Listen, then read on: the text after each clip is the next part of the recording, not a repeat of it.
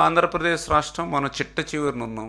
మనం ఆ సముద్రంలో కలిసేటువంటి నీటినే మనం ఏదైతే ఈ పోలవరం బనకచెర్లకు ఉపయోగించుకోవాలి. అందులో కూడా 3000 టీఎంసీ నీరులో మనం ఉపయోగించుకునేది కేవలం 200 టీఎంసీలే. ఇప్పుడు ఆ 200 టీఎంసీలు కూడా మనం ఉపయోగించుకోకపోతే రేపొద్దునే సముద్రంలో కలిస్తే అండ్ ఉప్పు నీరులో కలిసిపోతాయి. ఇవి కూడా ఎవ్వరికి కూడా ఉపయోగపడేటువంటి వీరు మన కింద దిగువన ఇంకెవరు ఉపయోగించుకునే వాళ్ళు కూడా లేరు. డైరెక్ట్గా సముద్రంలో పోతుంది, ఉప్పు నీరులో కలిసిపోతుంది. ఇప్పుడు 3000 టీఎంసీలు నీరు పోతుంది, అందులో 200 టీఎంసీలు మనం ఉపయోగించుకుంటున్నాం. సాగునీరుకి కానీ త్రాగునీరుకి కానీ ఉపయోగించుకోవాలని అనుకుంటున్నాం. అంచేత ఇంకా 2800 టీఎంసీల నీరు సముద్రంలోకి పోతుంది. అంచేత సముద్రంలోకి పోయేటువంటి నీరు ఉప్పు నీటిలో కలిసిపోయేటువంటి నీరుని సాగునీరుకి త్రాగునీరుకి ఉపయోగించుకుంటూ ఉన్నాం. అంచేత దయవుంచి అందరూ కూడా అర్థం చేసుకొని సహకరించాలని చెప్పేసి కూడా మేము కూడా విజ్ఞప్తి చేస్తూ ఉన్నాం, కోరుతూ ఉన్నటువంటి పరిస్థితి.